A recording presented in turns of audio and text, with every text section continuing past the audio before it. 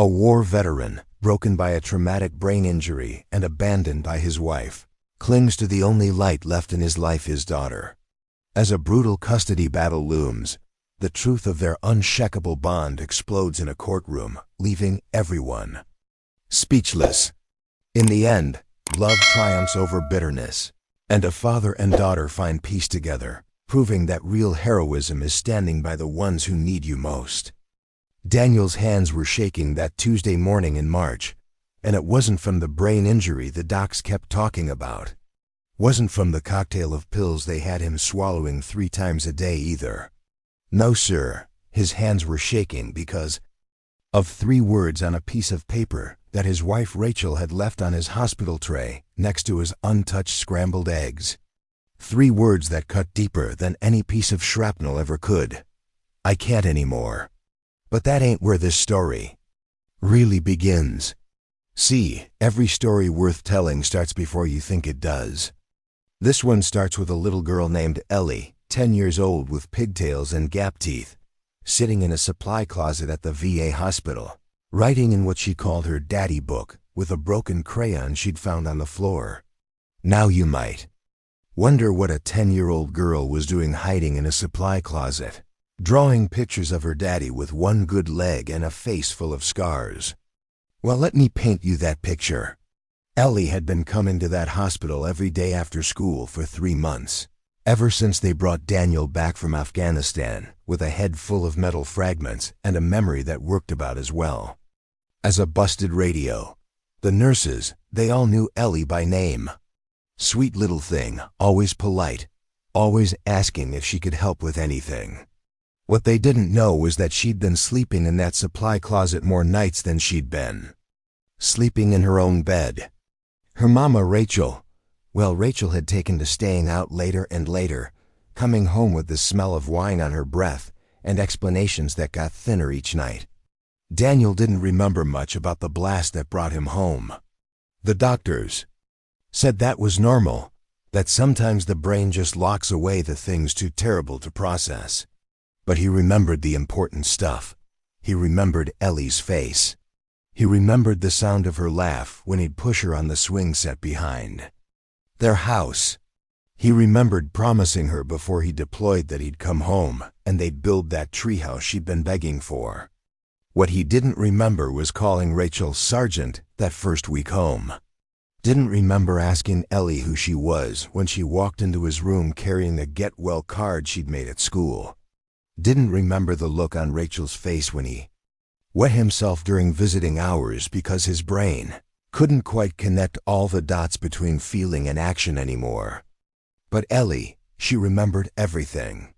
She remembered how her daddy used to make pancakes shaped like Mickey Mouse ears every Saturday morning. She remembered how he'd read her bedtime stories in different voices, making her laugh so hard she'd get hiccups. She remembered the day he left for deployment, how he knelt down and told her to be brave, to take care of Mommy, and that he'd be back before she knew it. Most of all, she remembered the daddy who never forgot her name, even when everything else got fuzzy. Now Rachel, she was a different story altogether. Rachel had married a soldier, not a patient. She'd signed up for deployment separations and the worry that comes with loving a man in uniform. She hadn't signed up for diapers and seizures and a husband who sometimes forgot they were married. I ain't here to judge Rachel Carter. Lord knows, I've seen enough military wives break under less pressure. But what happened next, well, that's where judgment starts to seem appropriate. See, Rachel had met someone while Daniel was laid up in that hospital bed.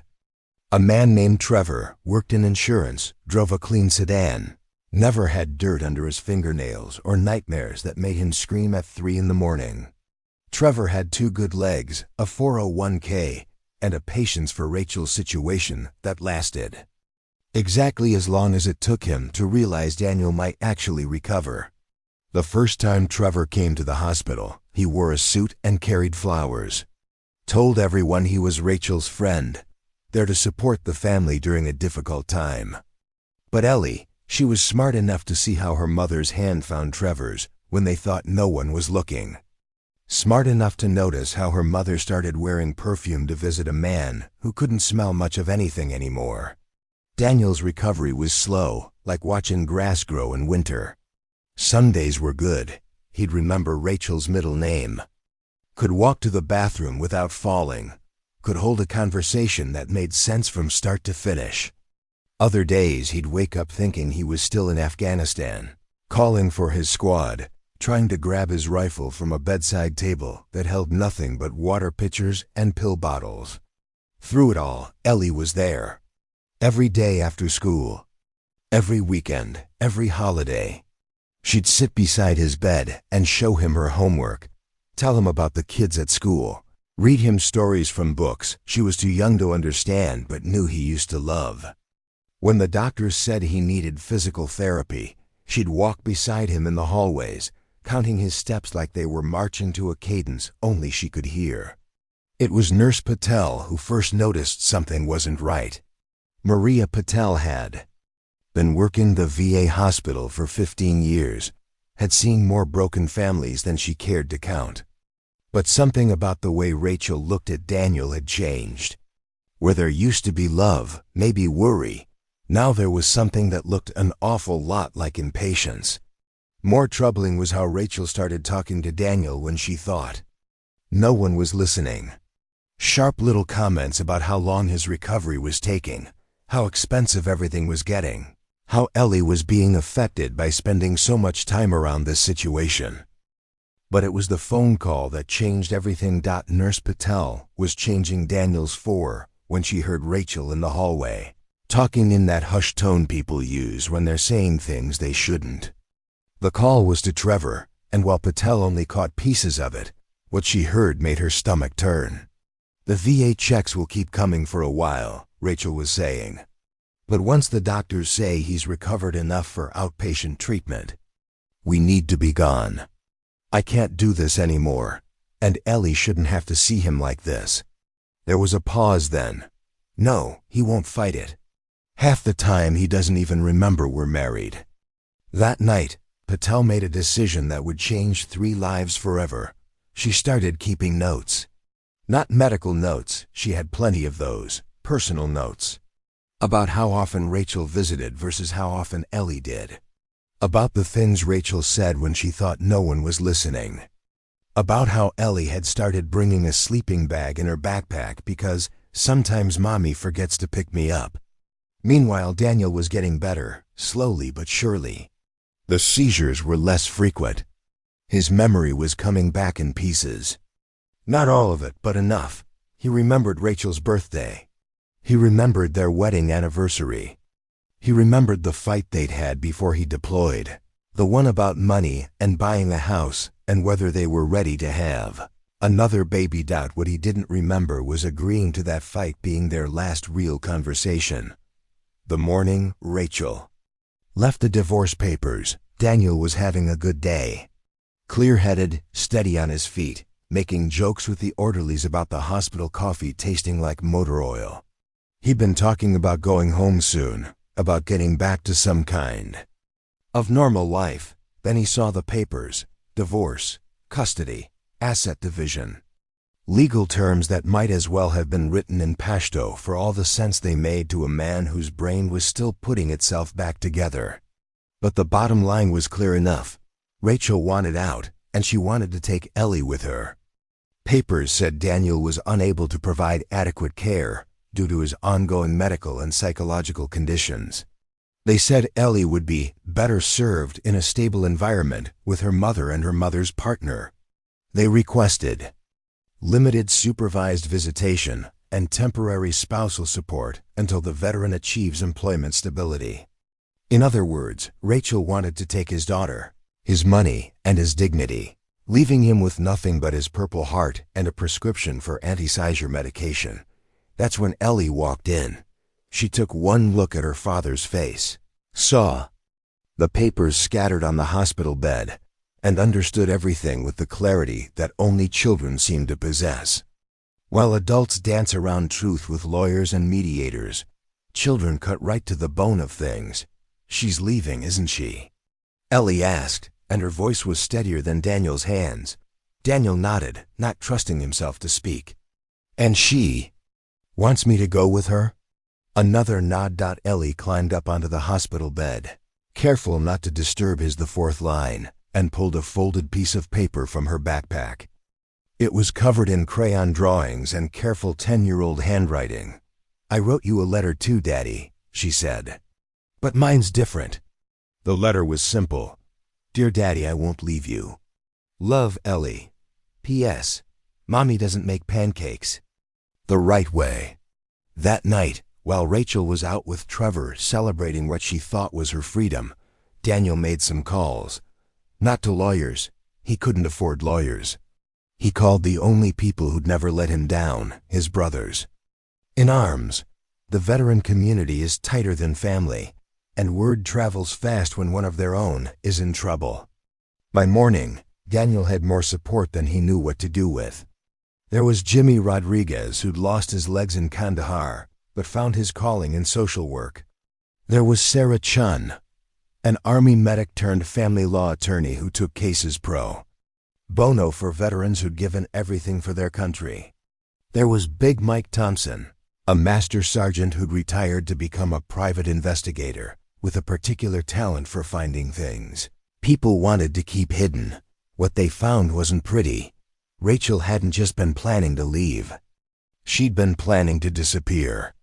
Bank accounts in her name only. A job lined up in Trevor's hometown 3 states away. School enrollment papers for Ellie under Rachel's maiden name. She'd even started collecting Daniel's via disability checks and veteran benefits, depositing them into accounts he didn't know existed. But the worst discovery was the recordings. Big Mike found them on Rachel's laptop, audio files of her coaching Ellie on what to say to social workers and court officials, telling her 10-year-old daughter to say that Daddy scared her with his nightmares, that his episodes made her feel unsafe, that she'd be happier living somewhere else. The recordings broke Daniel's heart, but they also gave him hope. Because in every single one, you could hear Ellie's voice getting smaller and smaller, could hear her refusing to say the words Rachel wanted her to say.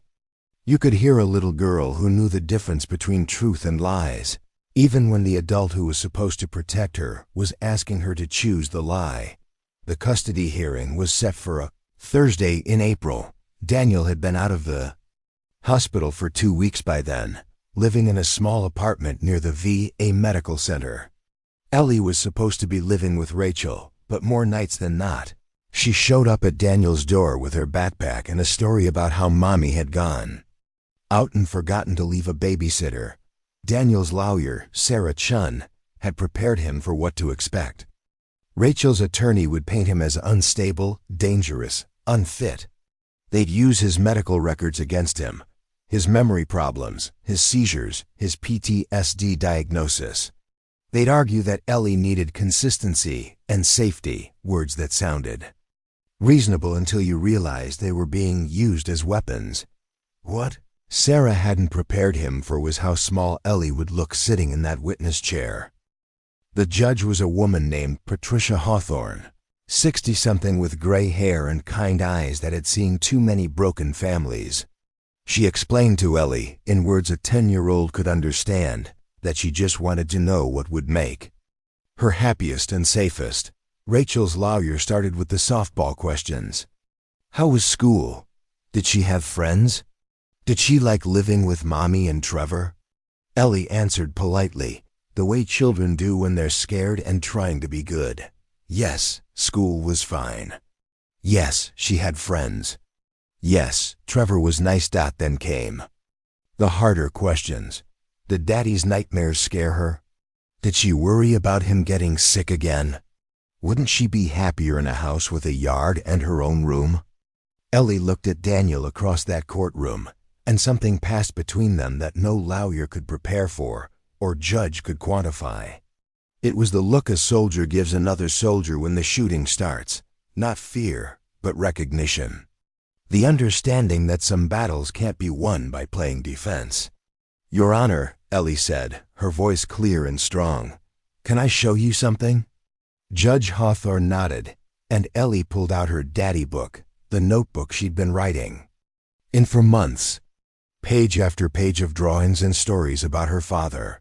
Pictures of him in his uniform, looking proud and strong. Pictures of him in the hospital bed, looking hurt but still smiling at her. Pictures of him teaching her to ride a bike, to throw a baseball, to change a tire. But it was the last page that made everyone in that courtroom stop breathing. It was a drawing of two figures holding hands. One was tall with short hair and scars on his face. The other was small with pigtails and gap teeth. At the bottom, in careful crayon letters, it said, "Me and Daddy.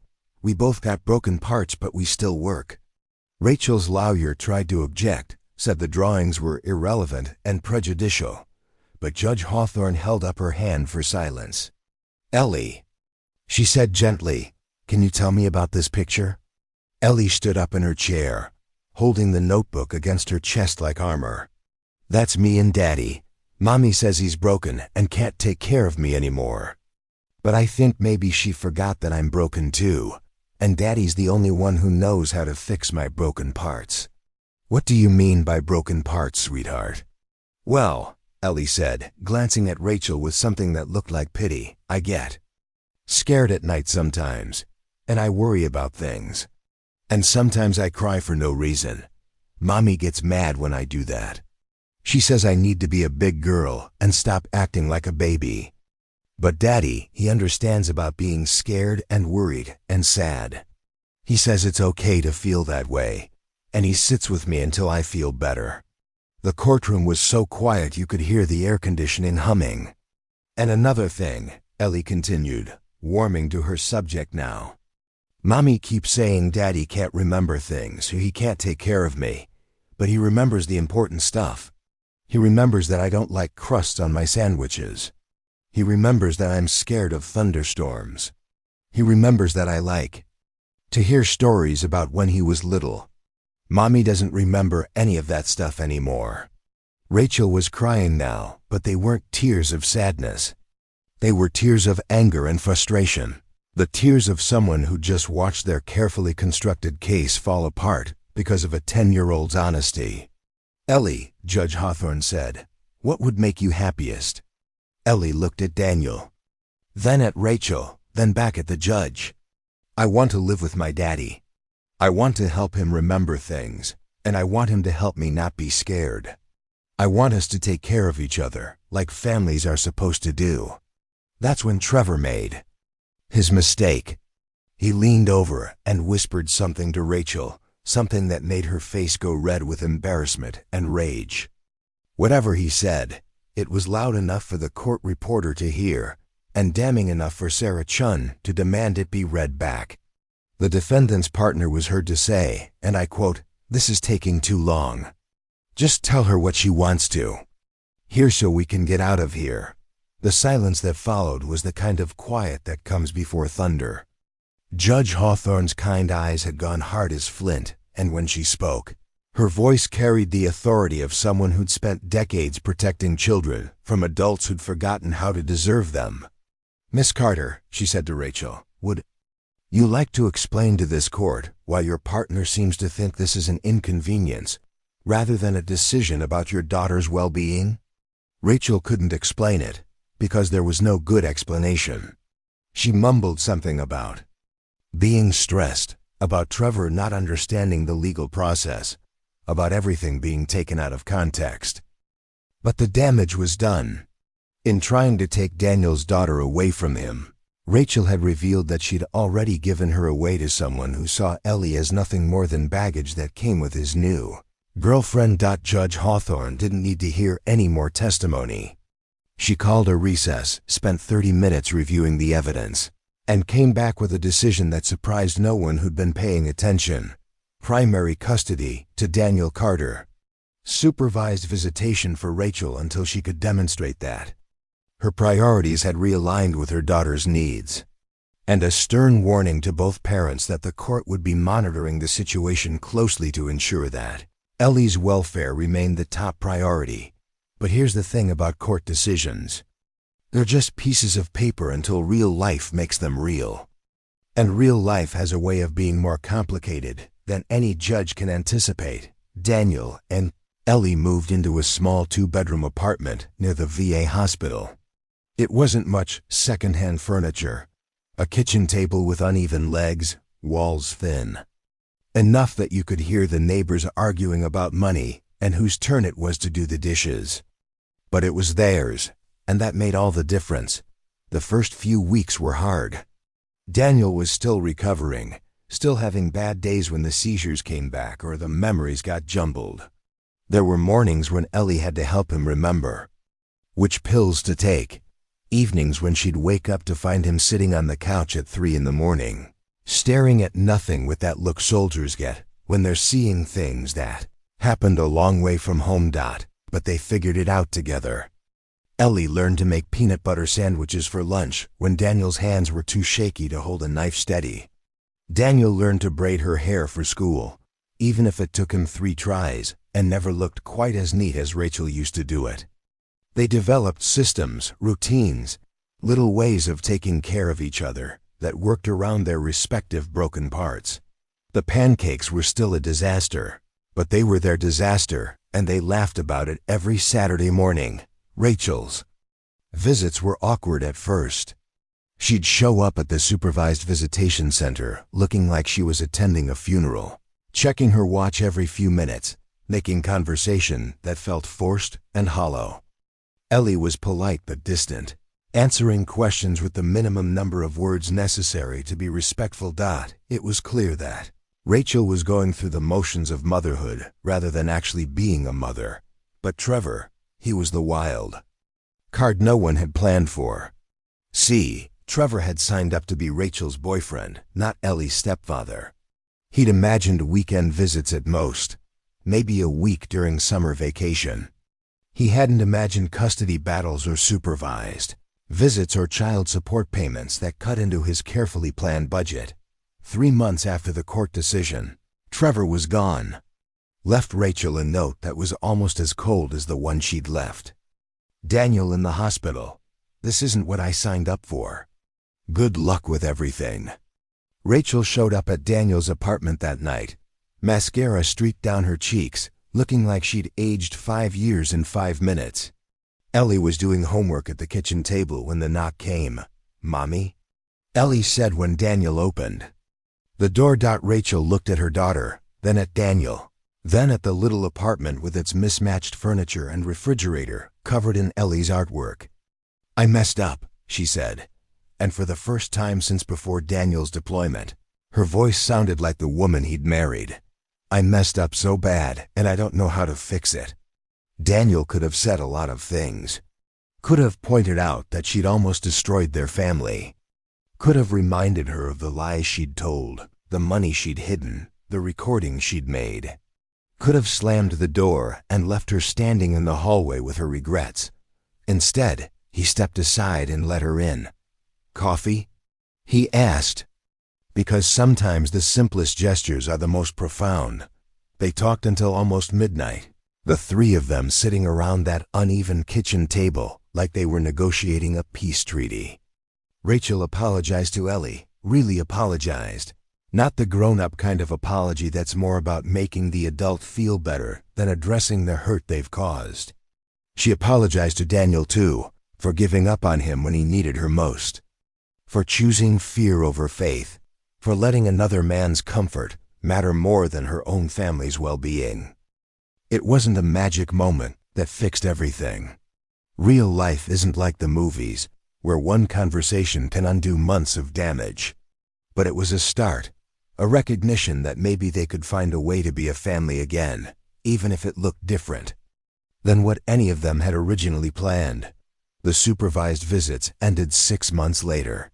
Rachel had been going to counseling, working on understanding why she'd been so quick to run when things got difficult.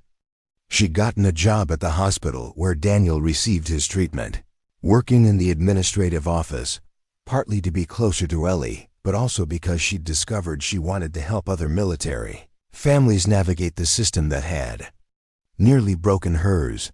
Daniel's recovery continued, slowly but steadily. The seizures became rare, then stopped altogether.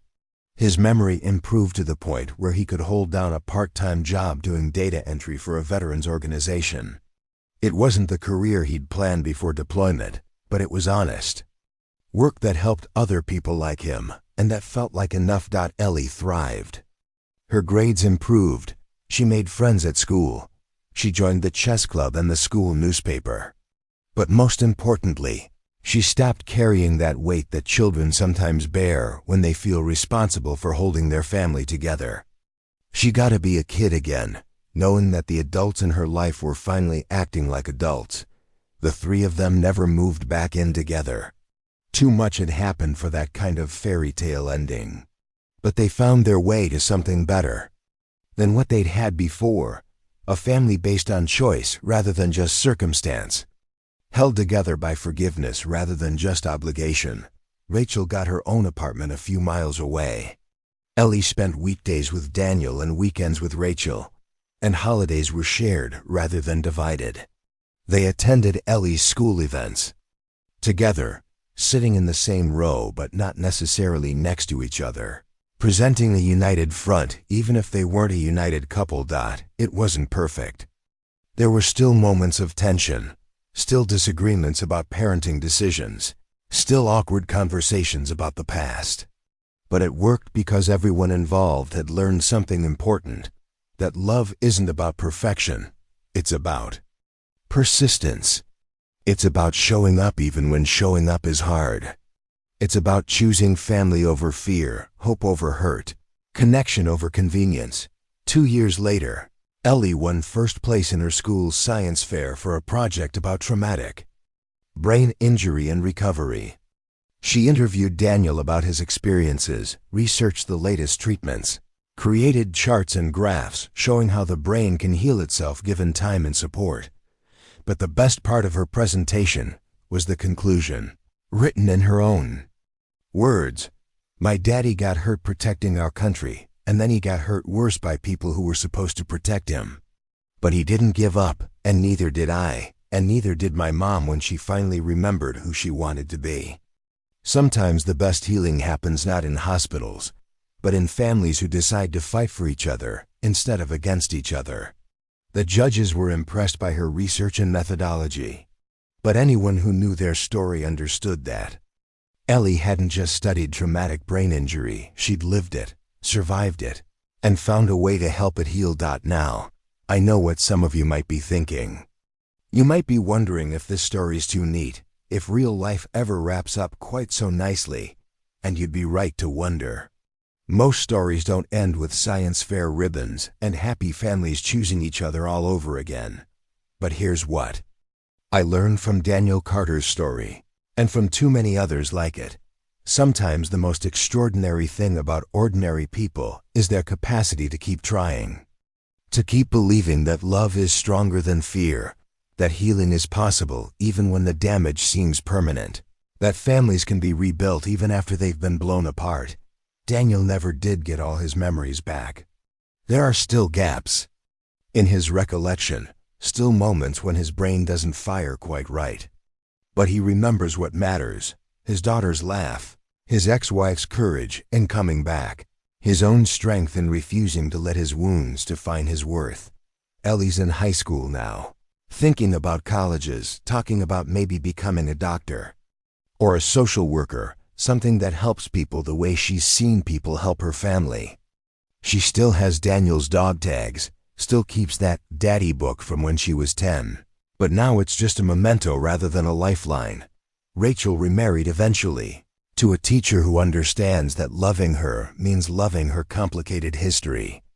They have a baby now, a little boy who calls Daniel Uncle Danny and doesn't understand why that makes all the adults smile. And Daniel learned that coming home from war doesn't happen all at once. It's something you do every day, in small choices and simple moments. It's choosing to trust instead of fear, to build instead of destroy, to believe that the best battles are the ones fought not against enemies, but for the people you love. The last time I saw Daniel Carter, he was teaching his grandson how to throw a football in the park near his apartment. The kid couldn't have been more than 5, all elbows and enthusiasm. throwing wobbly passes that went everywhere except where he was aiming. But Daniel was patient, the way you have to be patient with healing, with family, with life itself. He'd run after every wild throw, bring the ball back, and set the boy up to try again. "It's okay, buddy," I heard him say after a particularly errant pass. "Nobody gets it right the first time. The important thing is to keep trying." Good advice for football. Better advice for everything else. See, that's the thing about Daniel Carter's story. It's not really about traumatic brain injury, or custody battles, or divorce papers. It's about something simpler and more complicated than all of that. It's about what it means to come home. Not just to a place, but to yourself, to your family, to the person you were before life tried to break you into pieces too small to put back together. Daniel Carter came home from Afghanistan missing parts of himself he'll never get back. But he found something there in that little apartment with his daughter and his uneven kitchen table. He found out that being whole doesn't mean being perfect. It means being present. It means showing up. It means choosing love even when love is harder than fear. And if that's not worth remembering, then I don't know what is. Every veteran's story is different, but they all share common ground. They all had to learn how to be civilians again, how to translate the brotherhood of war into the more complicated relationships of home. Some make that transition better than others. Some don't make it at all. But Daniel Carter's story reminds us that sometimes the longest journey isn't the one that takes you away from home. It's the one that brings you back. And sometimes the greatest victory isn't the one you win on a battlefield, but the one you win at a kitchen table, over pancakes that don't quite look like Mickey Mouse ears but taste like love anyway. That's a victory worth fighting for. That's a story worth telling. And that's a man worth remembering, not for the medals on his chest, but for the love in his heart and the stubborn refusal to give up on the family he'd promised to protect, even when that family needed protection from itself. But let me tell you about the parts of Daniel's story that don't make it into the feel-good ending. The parts that happen in the quiet moments when nobody's watching, when the cameras aren't rolling and the inspirational music isn't playing. Because real recovery isn't a straight line from broken to whole, and real families don't heal in neat, predictable ways. There was the night, about 6 months after the custody hearing, when Daniel woke up screaming at 2 in the morning. Not the kind of nightmare that fades when you open your eyes, but the kind that follows you into the waking world and makes you check the locks on the doors 3 times before you can breathe normal again. Ellie heard him from her bedroom. Course she did. Thin walls, and a kid who'd learned to sleep with one ear open, because grown-ups in her life had a habit of falling apart when she wasn't watching. She padded into the living room in her pajamas and found her father sitting on the couch, head in his hands, shaking like he was cold, even though the apartment was warm enough to grow tomatoes. "Daddy?" she said, and her voice was small in the dark. Daniel looked up at his daughter, this brave little thing who'd already seen too much, who'd already had to be too strong for too long. And for a moment, he saw not Ellie but one of the Afghan kids from his deployment, the ones who'd learned to duck at the sound of helicopters, who knew the difference between friendly gunfire and the kind that meant you better run. "I'm okay, sweetheart," he said, but his voice was rough with leftover fear. "Just a bad dream." Ellie climbed onto the couch next to him. The way she used to when she was smaller and thunderstorms scared her more than anything else in the world. "Want to tell me about it?" Now most adults would have said no. Would have sent the kid back to bed, maybe made some excuse about grown-up problems that children don't need to worry about. But Daniel had learned something in that hospital, something about honesty and trust and how lies, even the well-meaning kind, have a way of eating families from the inside out. "I dreamed I was back there," he said, "back in Afghanistan. And I couldn't find my way home. Kept walking and walking, but every road led deeper into the desert. And I could hear you calling for me, but I couldn't find you." Ellie was quiet for a long moment, processing this the way kids do when they're trying to understand something bigger than their years should allow. Then she said, "But you did find your way home. You're here." "Yeah," Daniel said, and some of the shaking stopped. "Yeah, I'm here. And I'm here too. You're here too." They sat like that for a while, father and daughter in a second-hand living room, holding on to each other and the simple truth that sometimes finding your way home is something you have to do over and over again, every day, in small ways and large ones. That's when Ellie said something that broke Daniel's heart and put it back together at the same time. "Daddy, when I was little and you were gone, I used to have dreams that I couldn't find you either. But then you came back, even when you were hurt, so maybe home isn't a place. Maybe it's just us, together. Out of the mouths of babes, as they say." Sometimes the deepest wisdom comes from the smallest voices, but wisdom doesn't make the nightmares stop, doesn't make the seizures go away, or fix the gaps in memory that sometimes made Daniel feel like a stranger in his own life. There was still days when he'd forget which grocery store he usually shopped at, or lose track of conversations mid-sentence, or wake up not knowing what day it was. And there were the phone calls. Oh, the phone calls that came in the middle of the night from other veterans who'd heard about Daniel's story, who were fighting their own battles with ex-spouses in custody courts, and a system that seemed designed to punish them for coming home different than when they left. Daniel started taking those calls. All of them, 2 in the morning, didn't matter. Some desperate father in Texas whose wife had moved the kids to another state. Some Marine in Oregon whose ex-wife was using his PTSD diagnosis as ammunition in court. Some sailor in Florida who just needed someone to tell him that the nightmares don't last forever, even when they feel like they will. Ellie would find him some mornings, still on the phone at the kitchen table, talking some stranger through the worst night of his life. Coffee gone cold, eyes red with exhaustion, but his voice steady and patient as he helped another broken soldier find his way through the dark. "Don't you need to sleep, Daddy?" she asked one morning after a particularly long night. "Sometimes. Helping other people helps me sleep better," he said. "Like doing push-ups but for your soul instead of your muscles." That was Daniel Carter, turning his own pain into medicine for other people's wounds. It's what the best soldiers do, even after they come home.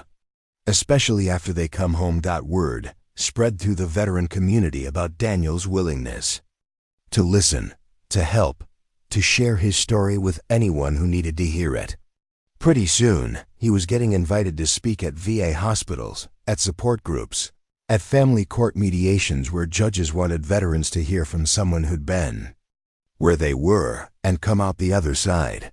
But speaking in public isn't easy when your brain doesn't always cooperate. Daniel would stand at podiums, looking out at rooms full of broken men and women, and sometimes the words would just disappear.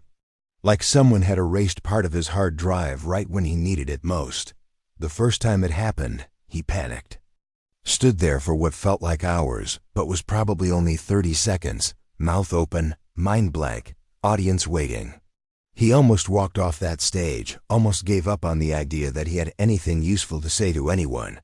Then he saw a woman in the 3rd row, crying quietly while she held a picture of what was probably her son in uniform.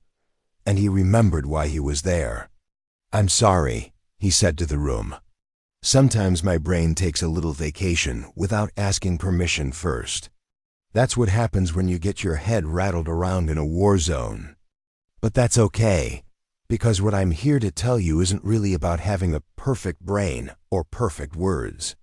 It's about showing up imperfectly and doing the best you can with what you've got left." The room was so quiet you could hear the air conditioning humming. Then someone in the back started clapping, slow and steady.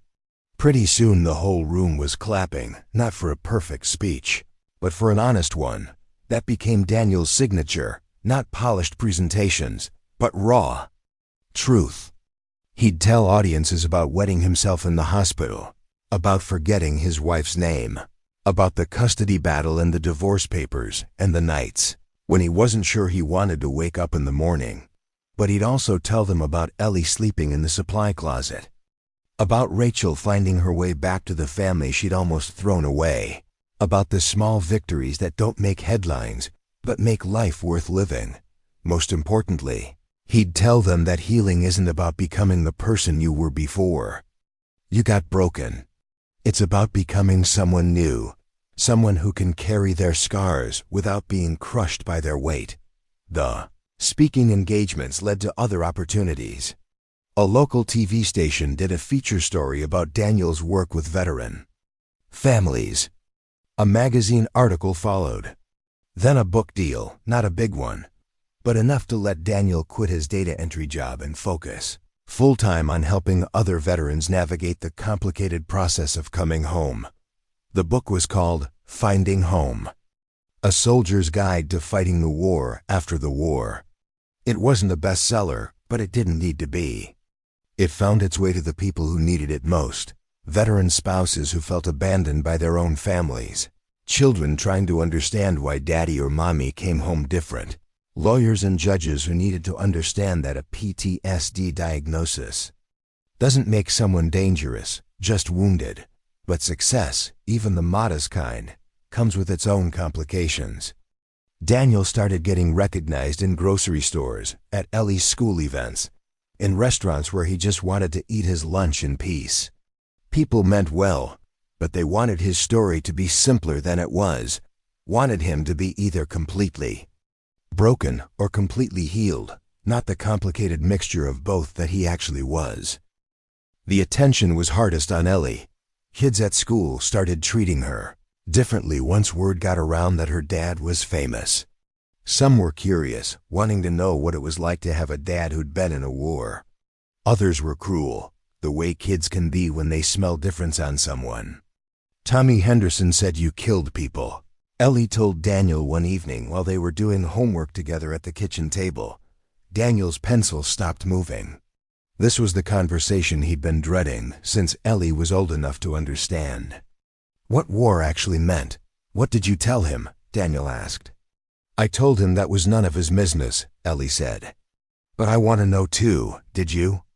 There it was, the question that sits at the heart of every veteran's relationship with their family.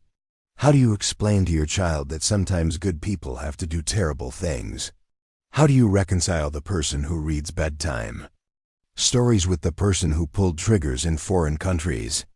Daniel put down his pencil and looked at his daughter, this brave girl who'd already proven she could handle truth better than most adults. Yeah, he said, I did. It was war, and they were trying to hurt my friends, trying to hurt innocent people. It wasn't something I wanted to do, but it was something I had to do. Ellie nodded, processing this the way she processed everything. Carefully, thoughtfully, with a maturity that sometimes made Daniel's chest ache. Do you feel bad about it? She asked. Every day, Daniel said. Even when I know it was the right thing to do, I still feel bad about it.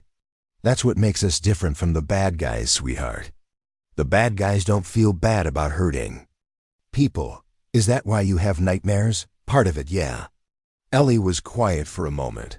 Then she reached across the table and patted Daniel's hand with the same gentle touch she'd used when she was little and he was in the hospital. I'm glad you came home, she said. Even if you came home sad and scared and different, I'm still glad you came home. That night, Daniel called Rachel.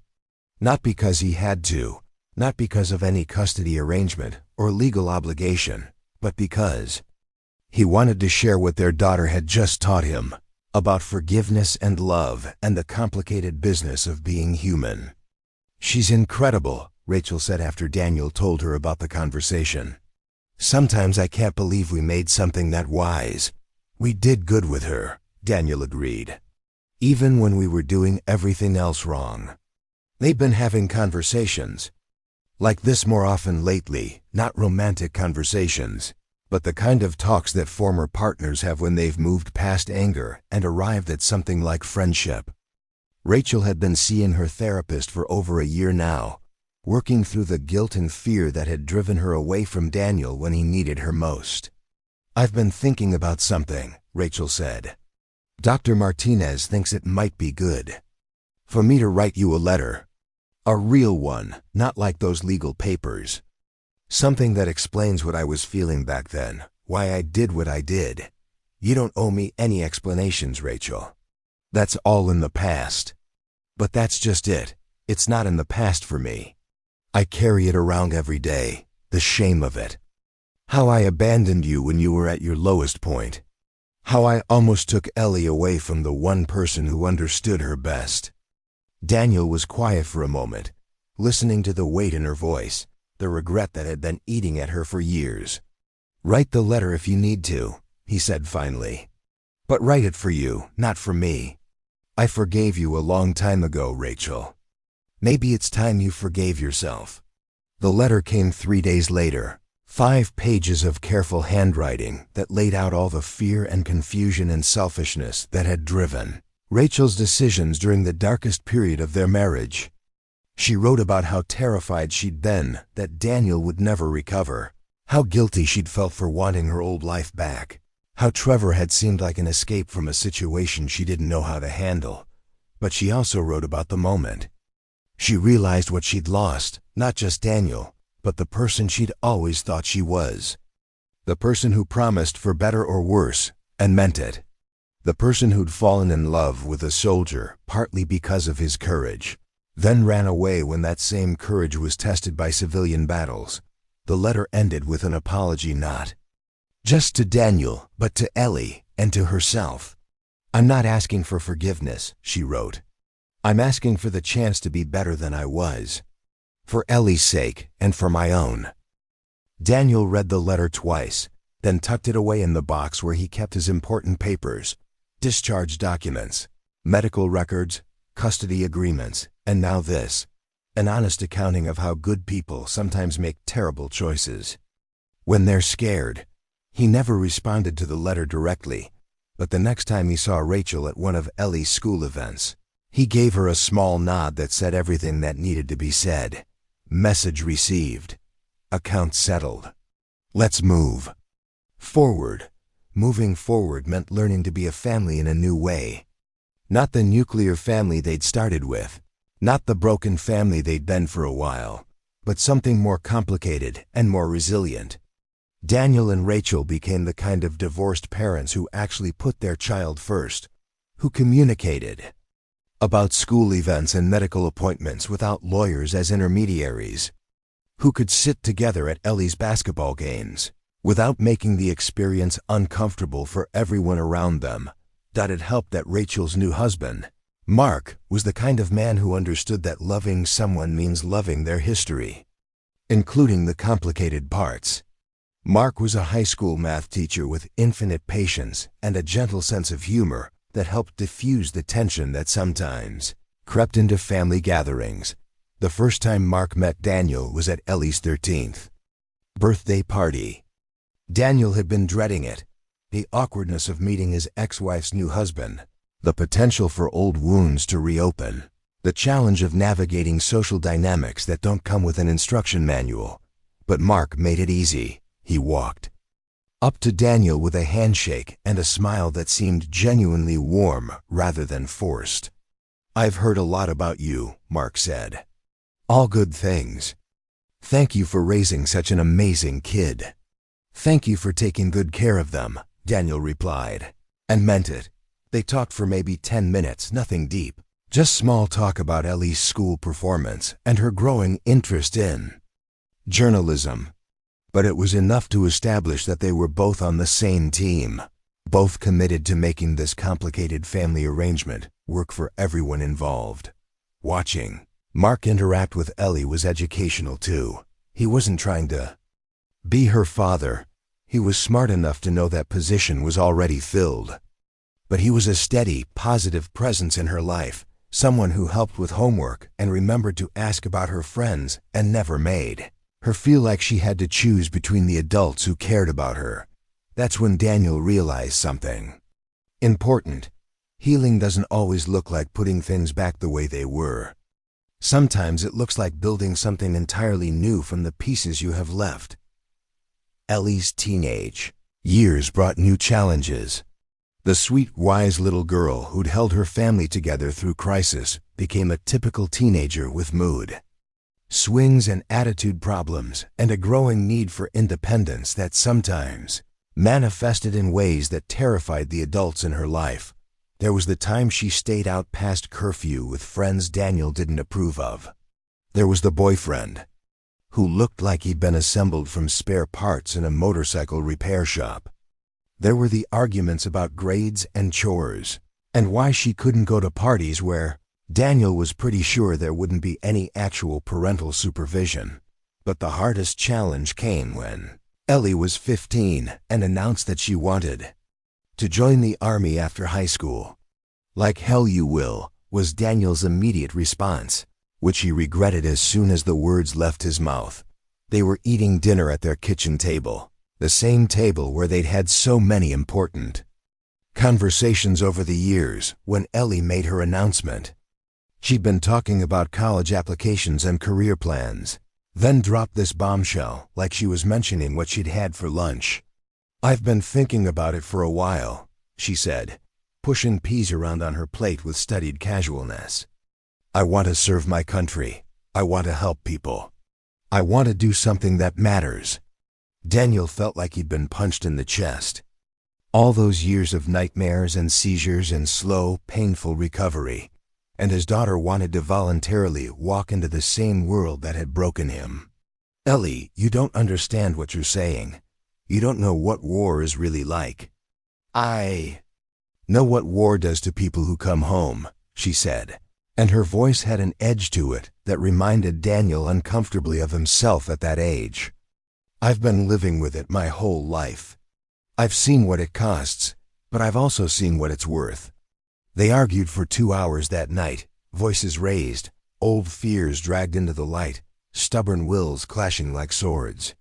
Daniel pulled out every argument he could think of: the physical danger, the psychological cost, the way the military had failed him when he needed help most. But Ellie had counter-arguments for everything. She'd been researching military careers that didn't involve combat.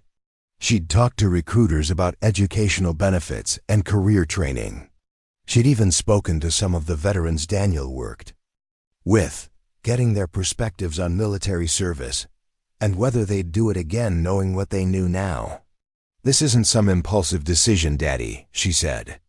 "I've been thinking about this for months. I know the risks, but I also know the rewards. And I know that if I don't at least try to serve something bigger than myself, I'll spend the rest of my life wondering what I might have accomplished." The fight ended with both of them exhausted and frustrated, no closer to agreement than when they'd started. Ellie went to her room and slammed the door. Daniel sat at the kitchen table until almost midnight, staring at his cold dinner and trying to figure out when his little girl had become someone brave enough to scare him. He called Rachel the next morning. "She wants to join the army," he said.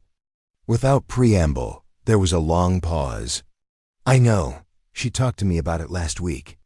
And I told her she should discuss it with you first, since you'd have more insight into what military service actually involves." "Rachel, I can't let her do this. I can't watch her go through what I went through." "Daniel," Rachel said gently, "she's not asking your permission. She's asking for your support. There's a difference." That hit him harder than he'd expected. His ex-wife, who'd once run away from everything military service represented, was now the one telling him to support their daughter's decision to embrace it. "How can you be okay with this?" he asked. "Because I've watched her for 15 years. And I know who she is. She's brave and smart and stubborn as hell. She gets that from both of us, by the way. She's going to find a way to serve others whether we support her or not. The question is whether we're going to be part of that journey or obstacles to it." Daniel spent the next week thinking about Rachel's words, watching Ellie move around their apartment with the kind of quiet determination that reminded him of himself at 18, ready to take on the world and convinced of his own invincibility. Finally, he made a decision that surprised everyone, including himself. "If you're serious, About this, he told Ellie over breakfast on a Saturday morning. Then you need to be prepared. Really prepared. Not just for basic training, but for everything that comes after. Ellie looked up from her cereal, hope and caution warring in her expression. What do you mean? I mean, if you're going to be a soldier, you're going to be the best damn soldier you can be, which means starting now. Physical training, leadership development, understanding what you're signing up for, not just in theory, but in practice. Over the next 2 years, Daniel put Ellie through an intensive preparation program that would have made drill sergeants proud. Morning runs, strength training, leadership exercises, lessons in military history and culture.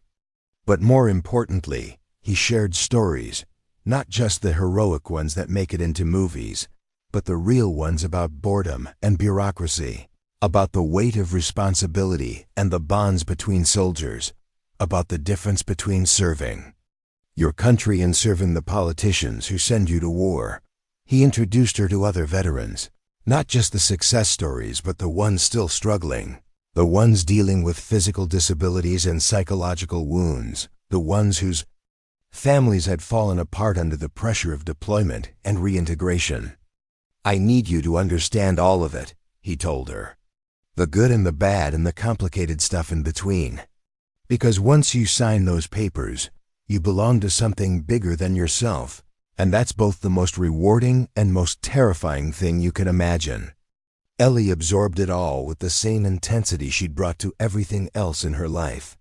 She asked hard questions and demanded honest answers.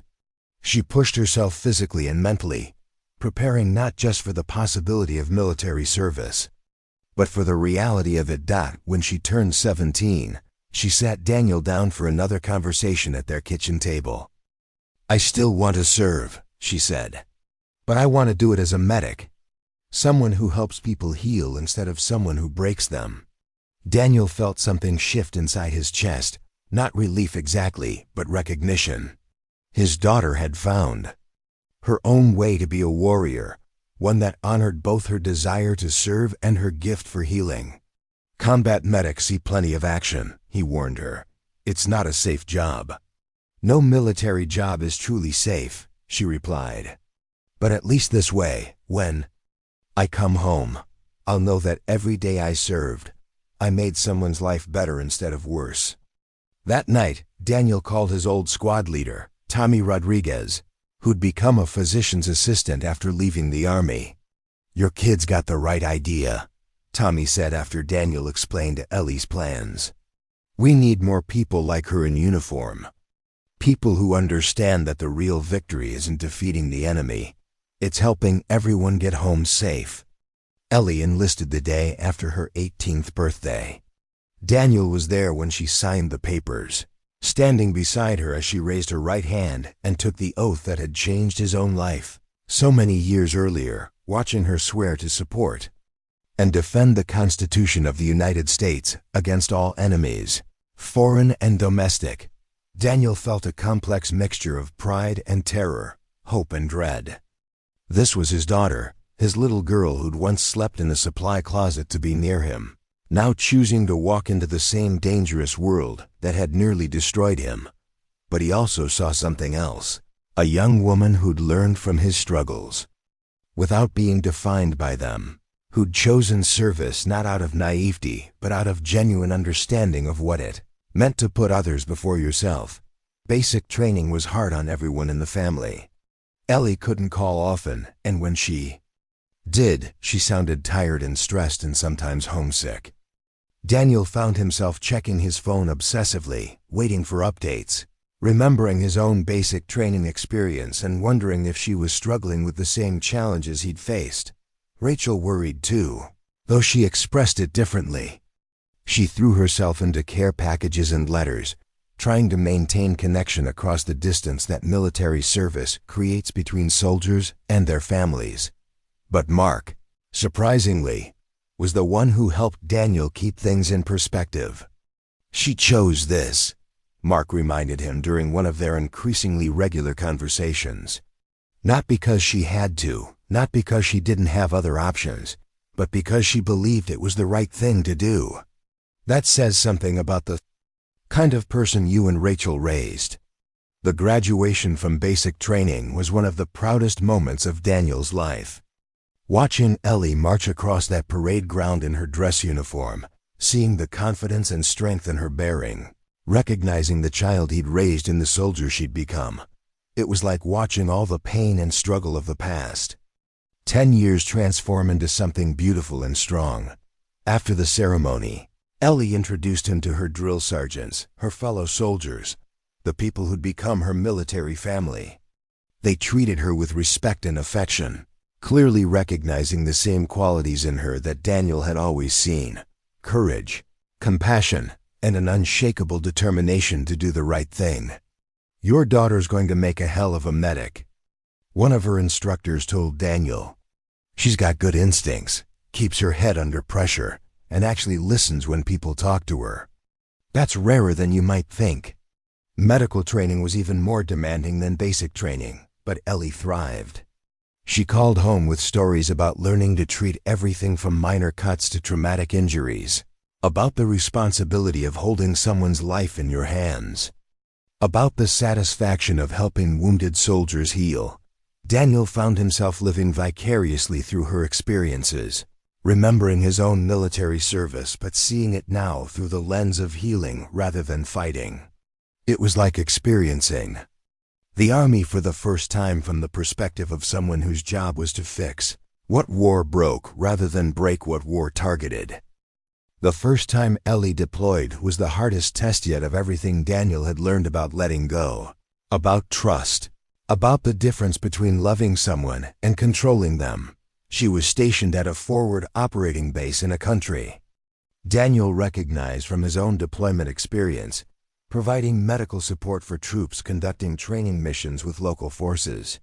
Not the kind of high-intensity combat deployment Daniel had experienced, but dangerous enough to make sleep difficult and phone calls precious. Every day without contact felt like a year. Every news report about military casualties in her area of operations sent Daniel's anxiety through the roof. He found himself checking military casualty websites obsessively, calling other veteran friends for reassurance, struggling with the helplessness that comes with having someone you love in harm's way. But Ellie's letters and phone calls told a different story than his fears imagined. She wrote about the satisfaction of treating injured soldiers, about the relationship she'd built with local medical personnel, about small victories in improving healthcare for both military and civilian populations. "I'm making a difference. Here, Daddy," she told him during one of their weekly phone calls. "Yesterday, I helped deliver a baby at the local clinic. Last week, I taught some of the local medics a new technique for treating infection. This isn't about fighting wars. It's about healing people." Hearing the pride and purpose in her voice, Daniel realized that his daughter had found something in military service that he'd never quite managed to articulate about his own experience, a sense of meaning that transcended the politics and violence of war, a way of serving that aligned with her deepest values rather than conflicting with them. When Ellie came home from her first deployment, she was different in ways that reminded Daniel of his own homecoming, but different in ways that gave him hope too. She was more mature, more confident, carrying herself with the bearing of someone who'd been tested and proven capable, but she was also still recognizably herself, still the girl who'd slept in a supply closet to be near her wounded father, still someone who chose compassion over fear, connection over isolation. The family dinner they shared that first night back was one of the best meals Daniel could remember. Ellie, Rachel, Mark, and Daniel himself, sitting around a table bigger than the old kitchen table but serving the same function, a place where family gathered to share stories and maintain connections across distance and time. Ellie told them about her deployment experiences, about the patients she'd treated and the friends she'd made, about the challenges and rewards of military medical service. But mostly she listened, asking Daniel about his own military experiences with new understanding, thanking Rachel for the care packages and letters that had meant so much during lonely nights overseas, acknowledging Mark for the stability and support he'd provided to the family during her absence. "I understand now why you were scared for me to join," she told Daniel as they were cleaning dishes after dinner. "But I also understand why you did it yourself. There's something about serving something bigger than yourself that changes you in good ways, even when it's hard." Daniel dried a plate slowly, thinking about her words, about the journey that had brought them from a hospital room and a 10-year-old girl, with a crayon letter to this moment, a father and daughter who'd both served their country, both been changed by the experience, both found ways to turn their wounds into wisdom. "I'm proud of you," he told her. "Not just for your service, but for the way you've served. With heart and healing instead of just duty and discipline. I learned that from you," she said. "From watching how you turned your own pain into help for other people. How you chose to build instead of tear down, even when you had every reason to be angry at the world."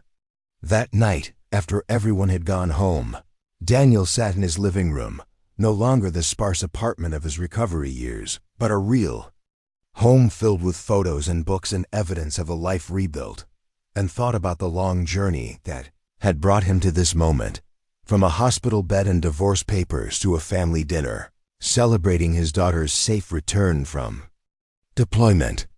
From a broken soldier who'd forgotten his own name to a father who'd helped raise a young woman brave enough to serve others in one of the world's most dangerous professions. That it hadn't been a straight line, hadn't been easy, hadn't always been pretty, but it had been real, and it had been worth it, and it had proven something important about the human capacity for healing, growth, and redemption. Sometimes the longest journey isn't the one that takes you away from home, Daniel thought. Sometimes it's the one that teaches you what home really means in the first place. And sometimes the greatest victory isn't the one you win on a battlefield, but the one you win in your own heart, the decision to keep fighting for love, for family, for the belief that broken things can be made whole again, even if they're never quite the same as they were before.